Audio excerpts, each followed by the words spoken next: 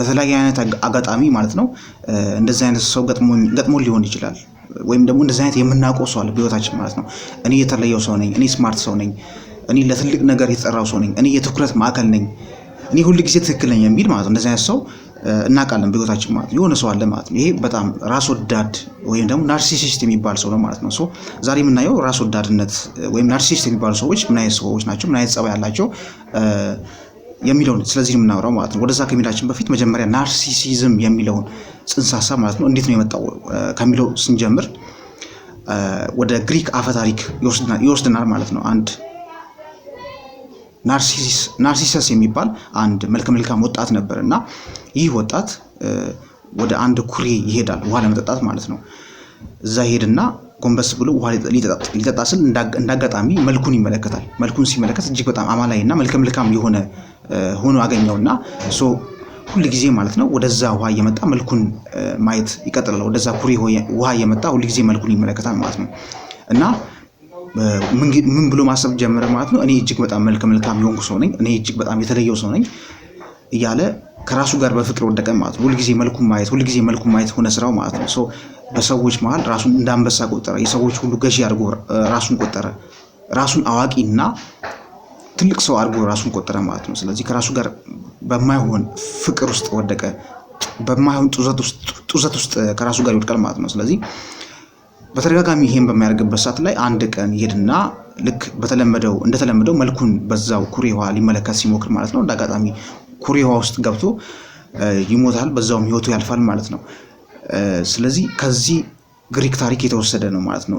ናርሲሰስ ከሚባል ከዚህ ወጣት የተወሰደ ታሪክ ነው። ከዚህ የተወሰደ እንትን ነው የቃሉ አመጣጥ ማለት ነው ናርሲሲዝም የሚለው ማለት ነው። ሶ በዚህ በዘመናዊ ዓለም ስንመለከት ግን ይሄ ናርሲሲዝም የምንለው ነገር ከዚህ ያለፈ ነገር ነው። ጀስት ላይክ መስታወት ላይ ቆመን ራሳችንን መመልከት፣ ሁልጊዜ ራሳችንን ውበታችንን መልካችንን ማድነቅ ከሚለው ጽንሰ ሀሳብ ከዛ ያለፈ ብዙ ጽንሰ ሀሳቦችን በውስጡ ይዛል ናርሲሲዝም የምንለው ማለት ነው። ስለዚህ ናርሲሲዝም ምንድን ነው ብለን ስናስብ ራስ ላይ ከመጠን ያለፈ ትኩረት መስጠት፣ ለራስ ከመጠን በላይ ከፍተኛ የሆነ ሙገሳን ለራስ መስጠት፣ ከኔ ሌላ ሰው በዚህ ምድር ላይ አለ ብሎ አለማሰብ። በቃ እኔ ነኝ እዚህ ምድር ላይ ያለሁት ላይክ ሴንተር ኦፍ ዩኒቨርስ ማለት ነው፣ ወይም ሴንተር ኦፍ ግራቪቲ አድርገን ራሳችንን ማሰብ ማለት ነው። ከኔ ውጪ ሌላ ሰው የለም። ላይክ እኛ በዚህ ምድር ላይ እንደምንኖረው ሌሎች ሰዎች ይኖራሉ ብለን አለማሰብ ማለት ነው። እዚህ ምድር ላይ ያለሁት ብቸኛ ሰው እኔ ነኝ ብሎ ማሰብ፣ ለራስ ከፍተኛ የሆነ አድናቆትን መስጠት፣ ለሌሎች ሰዎች ደግሞ ርህራሄ አለመኖር ማለት ነው። ያው እነዚህ ነገሮች ለራስ ከፍተኛ የሆነ ግምት የምንሰጥ ከሆነ አድናቆታችን ለራስ ከፍተኛ የሆነ አድናቆት የምንሰጥ ከሆነ ከሌላ ሰው አለ ብለን ማናስብ ከሆነ ለሌሎች ሰዎች ርህራሄ አይኖረንም ማለት ነው። ሰው ለሌሎች ሰዎች ርህራሄ አለማሳየት ማለት ነው። ሰው እነዚህ ነገሮች ናርሲሲዝም የምንለው ነገር ምንድን ነው ለሚሉ መልሶች ናቸው ማለት ነው። ሰው እንደዚህ አይነት ነገሮች የናርሲሲዝም ምንነት መለኪያ ናቸው ማለት ነው። ለመጀመሪያ ጊዜ ናርሲሲዝም የሚለውን ጽንሰ ሀሳብ ያጠናው ሰውዬ ምንድነው? ማነው? ሲግመንድ ፍሮይድ የሚባል አንድ አውስትራሊያዊ ዶክተር እና ሳይኮሎጂስት ነው። ስለ ናርሲሲዝም ጽንሰ ሀሳብ ማለት ነው፣ ስለ ናርሲሲዝም ያጠና የመጀመሪያው ሰውዬ ነው ማለት ነው። ሶ ይህ ሰው ምን ይለናል ማለት ነው? ናርሲሲዝም የሚባለው ኮንሰፕት እኛ ሰዎች በተፈጥሮ ማለት ነው ይሄ ባህሪ አለብን በተፈጥሮ ማለት ነው። በቃ ሰው በመሆናችን ብቻ በተፈጥሮ ይሄ ናርሲሲዝም የሚባል ይሄ ራስ ወዳድነት የሚባል ካራክተር በውስጣችን አለ ይላል ማለት ነው ሲግመንድ ፍሮይድ የሚባል ማለት ነው። ሶ በሁለት እንከፍላቸዋለን እነዚህ ናርሲሲዝም የሚባሉትን ማለት ነው። በሁለት ከፍለን እናያቸዋለን። እነዚህ ምንድነው? ጤናማ የሆነ ራስ ወዳድነት እና ከልክ ያለፈ ራስ ወዳድነት ማለት ነው። ጤናማ ናርሲሲዝም እና ጽንፍ የረገጠ ናርሲሲዝም ማለት ነው። ስለዚህ ጤናማ አለ፣ ከዛ ደግሞ ከልክ ሲያልፍ ደግሞ ወደ በሽታ ይሄዳል ማለት ነው። የናርሲሲዝም ምልክቶቹ ምንድናቸው ብለን ስንመለከት ምንድነው? የመጀመሪያው የበዛ የታላቅነት ስሜት በውስጣቸው መኖር ማለት ነው። ልክ ከኔ ሌላ ሰው የለም ብሎ ያስባሉ ማለት ነው። ታላቅ ነኝ ብሎ ያስባሉ ማለት ነው። ለምሳሌ የሆነ ስራ ቦታ ሊሆን ይችላል ከነሱ ማለት ሌሎች ሰዎች እነሱን እንዲረዷቸው እንዲያግዛቸው አይፈልጉም ማለት ነው።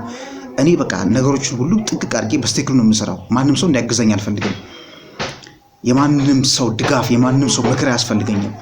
እኔ ሁሉም ነገር አውቃለሁ ብሎ የሚያስቡ ሰዎች ናቸው ማለት ነው። ስለዚህ ምንም አይነት እርዳታ ከሰዎች አይፈልጉም ማለት ነው። ይሄ የበዛ የታላቅነት ስሜት በውስጣቸው ስላለ ማለት ነው። ስለዚህ እኔ ታላቅ ሰው ነኝ፣ ብሎ ያስባሉ ማለት ነው።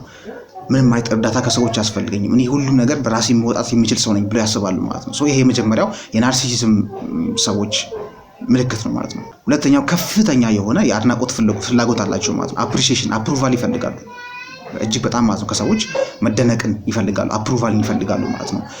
አፕሪሺዬሽን በጣም ከሰዎች ይፈልጋሉ ማለት ነው።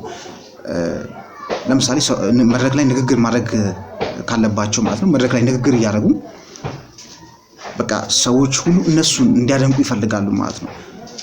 በቃ የተለዩ ሰዎች እንደሆኑ ሰዎች እንዲነግሯቸው ይፈልጋሉ ማለት ነው። አፕሩቫልን አፕሪሺዬሽን አድናቆትን ከሰዎች ሲክ ያደርጋሉ፣ በጣም ይፈልጋሉ ማለት ነው። እንዲደነቁ አብዝተው ይፈልጋሉ ማለት ነው። የተለዩ ሰዎች እንደሆኑ እንዲነገራቸው ይፈልጋሉ ማለት ነው። የሁለተኛው የናርሲሲዝም ምልክት ነው ማለት ነው። ሶስተኛው ደግሞ የተለየ መብት ከፈጣሪ እንደተሰጣቸው ያስባሉ። ሶስተኛው የናርሲሲዝም ምልክት ማለት ነው። ከፈጣሪ የተለዩ እንደሆኑ የተለየ መብት ከፈጣሪ እንደተሰጣቸው ያስባሉ። ለምሳሌ ታክሲ ሰልፍ ተሰልፋችሁ ከሆነ እነሱ ማለት ነው ከጀርባ ከሆነ ያሉት ማለት ነው ፊት ለፊት መጥተው ታክሲ ውስጥ ይገባሉ ማለት ነው። ምንድነው የኔ ጉዳይ ማለት ነው፣ እኔ ያለብኝ ጉዳይ ከሌሎች ሰዎች ልዩ ጉዳይ አለብኝ ብሎ ያስባሉ ማለት ነው። እርግጥ አንዳንድ ሲናሪዎች ሊፈጠሩ ይችላሉ፣ በጣም የሚያስቸኩለን ሁኔታዎች እኮ ሊፈጠሩ ይችላሉ። ግን ሁልጊዜም ቢሆን እነሱ ራሳቸውን ለማስቀደም የሚፈልጉ ሰዎች ናቸው ማለት ነው። ናርሲሲዝም የሚባሉ ሰዎች ማለት ነው በየትኛውም አይነት መልኩ ግንባር ቀደም መሆን ይፈልጋሉ ማለት ነው። ከፈጣሪ የተለዩ ሰዎች እንደሆነ ያስባሉ። ከፈጣሪ የተለየ መብት እንደተሰጣቸው ያስባሉ ማለት ነው። ስለዚህ ሰዎች ሁሉ እነሱን እንዲያደንቁ ነው የሚፈልጉት ማለት ነው። ሌላኛው ደግሞ የናርሲሲዝም ምልክት ምንድነው? የርህራሄ ማጣት ማለት ነው። በጣም ርህራሄ የሚባል ነገር አይታይባቸውም ማለት ነው። ለሰዎች አያዝኑም ማለት ነው። ከመጠን በላይ ራሳቸውን ስለሚወዱ ለራሳቸው ያላቸው ፍቅር ከመጠን በላይ ከልክ ያለፈ ስለሆነ ሰዎችን ረግጦ ነው የሚያልፉት ማለት ነው። ሰዎች ርህራሄ በጭራሽ አያሳዩም ማለት ነው። እነዚህ የናርሲሲዝም ምልክቶች ናቸው ማለት ነው። ይሄ ናርሲሲዝም የሚመጣው እንዴት ነው ብለን ስንመለከት የመጀመሪያው ከህፃንነታችን ያሳለፍነው የህይወት ገጠመኞች ናርሲሲዝም እንድናሳድግ ናርሲሲዝም ፐርሶናሊቲ ዲስኦርደር እንዲኖር ወይም ደግሞ ናርሲሲስት እንድንሆን ያደርገናል ማለት ነው።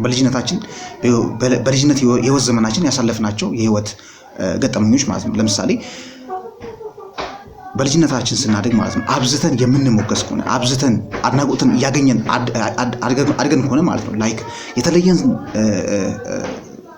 በቤተሰባችን ሊሆን ይችላል የተለየ ተደርገን ትሪትመንት ማለት በጣም የተለየ ተደርገን እየተሞገስን እየተደነቅን አድገን ከሆነ አንደኛው በዚህ መልኩ ናርሲሲስት እንድንሆን ያደርገናል። ሁለተኛው ደግሞ በልጅነታችን ማለት ነው እየተተችን ያደገን ከሆነ ማለት ነው እየተወቀስን ምንም አይነት ትኩረት ሳይሰጠን አድገን ከሆነ ማለት ነው። ስለዚህ በእነዚህ በሁለት መልኩ በልጅነታችን እነዚህ ሁለት ነገሮችን ኤክስፒሪየንስ አድርገን ከሆነ ማለት ነው ወይ የተለየ ትኩረት ተሰጥቶን ከሆነ የተለየ ሙገሳ ተሰጥቶን ከሆነ ወይ ደግሞ የተነቀፍን እየተተቸን አድገን ከሆነ ትኩረት ተነፍጎን ያደገን ከሆነ በእነዚህ በሁለት መልኩ ናርሲሲስት ፐርሶናሊቲ እያዳበርን እንመጣለን ማለት ነው። ሁለተኛው ደግሞ በዘር ከቤተሰባችን ከፋሚሊ የምንወርሰው ነገር ነው። ሶስተኛው ደግሞ ከማህበረሰብ የምንወርሰው ጸባይ ነው ማለት ከማህበረሰብ ማለት ለምሳሌ ማህበረሰቡ ያደግንበት ማህበረሰብ ማለት ነው ያደግንበት ባህል ኮምፒቲሽንን ወይም ደግሞ ይሄ ፉክክርን ማለት ነው ይሄ ንጽጽርን ማለት ነው የሚያበረታታ ከሆነ ሁልጊዜም ቢሆን ከሌሎች ጓደኞቻችን ማለት ነው ተሽለን ለመገኘት ስለሆነ የምንጥረው ፉክክር ውስጥ ራሳችንን ስለምናስገባ ማለት ነው በዛ ፉክክር ውስጥ ሌሎችን ጥሎ ራሳችንን ደግሞ አስቀድመን ማለፍ ስለሚገባን ማለት ነው በዛ ሂደት ውስጥ ራስ ወዳድ እየሆንን እንመጣለን ማለት ነው። በነዚህ በሶስት መንገዶች ናርሲሲስት የሚባለውን ጸባይ ልናሳድግ እንችላለን ማለት ነው። ወይም ይሄ ባህሪ ሊመጣብን ይችላል ማለት ነው። የመጨረሻው ደግሞ ይሄ ናርሲሲስት የሚባለው ነገር የሚያመጣብን ማህበራዊ ተጽዕኖ ምንድነው የሚለውን ስንመለከት ይህ ናርሲሲስት የሚባለው ነገር የሚያመጣብን ማህበራዊ ተጽዕኖ ምንድነው? እነዚህ ናርሲሲስት የሚባሉ ሰዎች ጥሩ ጎናቸው ምንድነው? በጣም በራሳቸው ላይ የሚተማመኑ ሰዎች ናቸው። በጣም ከልክ ያለፈ ራስ መተማመን ስላላቸው ምንም አይነት ችግር ቢመጣ ያን ሶልቭ አደርጋለሁ ብለው የሚያስቡ ሰዎች ስለሆኑ ይሄ ጥሩ ጎናቸው ሆኖ ሳለ ነገር ግን በማህበረሰቡ ላይ ደግሞ የሚያመጣው ተጽዕኖ ምንድነው? ከኔ ሌላ ሰው አለ ብሎ ስለማያስቡ ከሌሎች ሰዎች የተለየው ሰው ነኝ ብሎ ስለሚያስቡ ለሌሎች ሰዎች ርህራሄን አያሳዩም ማለት ነው። ይሄ ደግሞ ከሰዎች ጋር ሁልጊዜም ቢሆን ከሰዎች ጋር ያላቸው ግንኙነት ሪሌሽንሺፓቸው ማለት ነው እጅግ በጣም የተዛባ የሆነ ግንኙነት ይኖራቸዋል ማለት ነው። ሁልጊዜም ቢሆን ግጭቶች ላይ ይኖራሉ ማለት ነው ይሆናሉ ማለት ነው። ግንኙነታቸው የተዛባ ግንኙነት ይሆናል ማለት ነው። ከሰዎች ጋር ያላቸው ግንኙነት ፍቅር ግንኙነታቸውም ሊሆን ይችላል፣ ብቻ የተዛባ ይሆናል ማለት ነው። ስለዚህ ከሰዎች ጋር ኮሚኒኬት ለማድረግ ይቸገራሉ ማለት ነው። ምክንያቱም የተለየው ነኝ ብለው ስለሚያስቡ ሁልጊዜ ቢሆን ያንን ስለሆነ ከሰዎች የሚፈልጉት፣ ይሄ ደግሞ ብዙም ርቀት አያስኬዳቸውም ማለት ነው። ስለዚህ ሁልጊዜ ቢሆን ከሰዎች ጋር ግጭት ውስጥ እንዲገቡ ያደርጋቸዋል ማለት ነው። ይሄ ማህበረሰቡ ላይ የሚያመጣው ተጽዕኖ ነው ማለት ነው። ይህ ነገር ናርሲሲስት የሚባለው ነገር ሊታከም የሚችል ነገር ነው። ሊታከም የሚችል ነገር ነው። ምንድነው? እንዴት ነው ሊታከም የሚችለው? በሲግመንድ ፍሮይድ ይሄ ቴራፒ አማካኝነት ማለት ነው። በዛ በቴራፒ አማካኝነት ከልክ ያለፈው የራስ ወዳድነት ማለት ነው ሊስተካከል ይችላል ማለት ነው። ስለዚህ ሁልጊዜም ቢሆን ከሰዎች ትኩረትን አለመፈለግ ይሄ ትክክል ነው። በራሳችን አቺቭመንቶች እኮ መኩራራት እኮ ትክክል ነው አይደለ? በራሳችን መተማመን እኮ ትክክል ሆኖ ሳለ ግን ደግሞ ከልክ ያለፈ አፕሪሺዬሽን አድናቆት ከሰዎች አለመፈለግ ሰው በዚህ መልኩ እና በቴራፒ ማለት ነው ችግሩ በጣም የገዘፈ ከሆነ ቴራፒ ያስፈልገናል። ሰው በዚህ መልኩ ይህ በሽታ ካለብን ሊታከም ይችላል ማለት ነው። ሶ የዛሬው ሀሳብ እንደተመቻችሁ ተስፋ አደርጋለሁ። ቪዲዮ ከተመቻችሁ ላይክ አድርጉ። ለዚህ ቻናል አዲስ ከሆናችሁ ሰብስክራይብ በማድረግ እና የደወል ምልክቱን በመጫን ጆይን አድርጉ። በቀጣይ እስክንገናኝ ድረስ ሰላማችሁ ይብዛ።